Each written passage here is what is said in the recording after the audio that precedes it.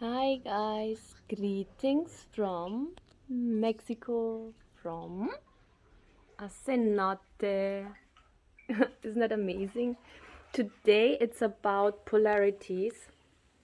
People always say, oh, the politicians have to step back, they have to leave, they ruin the country. But since you're all so spiritual, my question to you is, how many men are running the spiritual scene? Look at Gaia TV. Look at all the famous spiritual people all over the world. Who's it run by? Males. Isn't that weird? So, if you think about it, there's two extremes. Of course, there's black and white, right? There's male and female.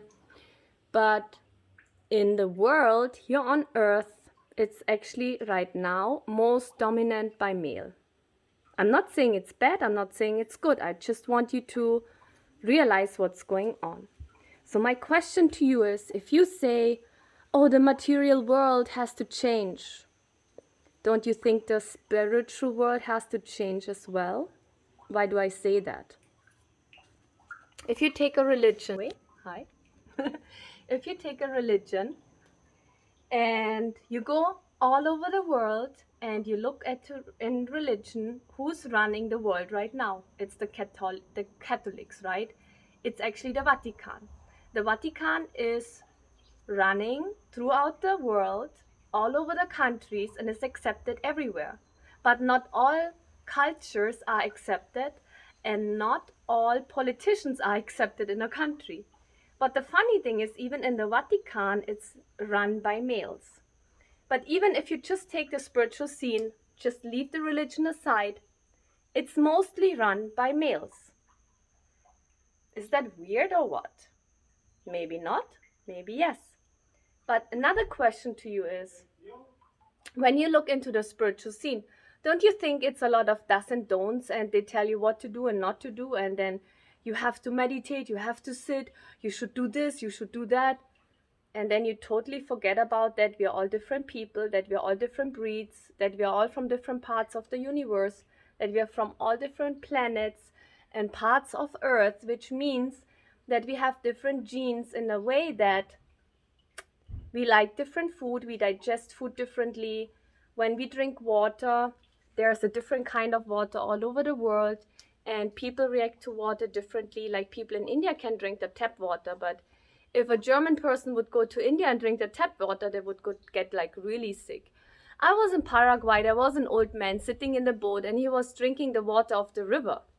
And if you would do that, you would get like really sick, and you would get maybe uh, diarrhea, or you had to, like, I don't know, maybe get fever or whatsoever, right? But the point is, my point is, I'm trying to tell you is that no matter how many books you read, it will not give you the knowledge and the wisdom which comes from inside of you. So my question to you is, how many books did you read and you think you know it all just because you read a book? My question to you is, how many gurus and teachers did you visit and they told you something and you feel they're speaking the truth? Okay, now someone jumped into the water. Wait. So people are jumping into the water here. So my question to you, what you actually just know because it's inside of you, and how much do you know just because it comes from inside, without you even reading it or without you even doing it, you just simply know it. I do many things and I just know it's the right thing for me. And I'm not saying it's right for you, but what I'm saying is that only you can know what's right for you and what's wrong for you. No one else can. I have a client right now. I have amazing people right now doing the healer activation. And there was one lady and she said, Agatha, and she made a huge progress, right? Like in 7 weeks, I'm telling you, people make this most amazing progress, which I think, wow. Some people, they keep asking me questions and I say, no, it's not about me telling you what to do. It's about you having the right question for yourself and then doing the right thing, what's right for you, to get to know yourself. And I'm not going to tell you who you are, because I will guide you to show you to find the right questions so that you can find out who you are. So this woman said, sorry. She said, Agatha, I was with my friends in a mountain, and then my friend said I cannot kill a mosquito. And I was like, so who are they to you? And if they made you feel uncomfortable, and they made her feel very uncomfortable, I said, so are those your real friends? And the question is, if a mosquito comes and just bites you and you get like all swollen, it starts getting itchy and you feel uncomfortable, why can't you just hit the mosquito? Because your friends are telling you not to?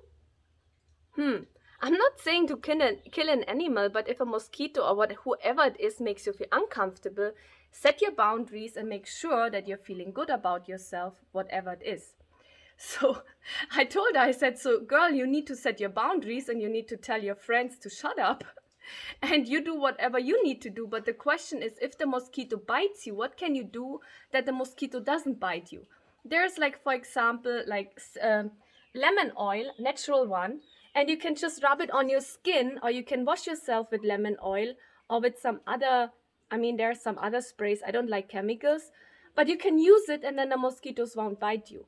So the question is, do you have the right question for your life to be in balance and harmony with yourself?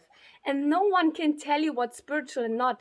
Because just because someone says, oh, you have to do yoga, I hate yoga, to be honest. I love to fight, I love Kung Fu, I love my Thai, I love to jump, I like to do crazy things because that connects me with my body. Because I'm a physical person, I love to do something. And I just don't want to do yoga. I have tried it, I was in India, I grew up with it. I know it in more than 30 years now and 40 years. It's just not for me.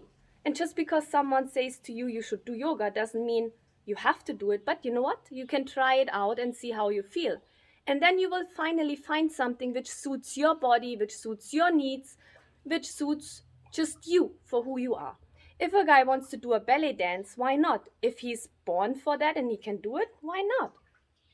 All I'm saying is try it out. I'm not talking about drugs here, okay? I'm talking about being alive, being in this planet, being on Earth. And the spiritual scene is extreme. So is the material world. It's very extreme, but it's about you being in the balance and in the middle. As here, as you see, nature has it all. And there's always a balance. Nature will always have a right flow of energy and find the balance. And that's what you see. So if a hurricane comes, maybe the hurricane is good to clean everything. And just because it's dangerous to humans, the question is, and I will do another video about it, about the gypsies, about the nomads, about moving around or having a house in one place. Okay? So the question is, what is right for you? Not what is right for others is right for you. Bye, guys.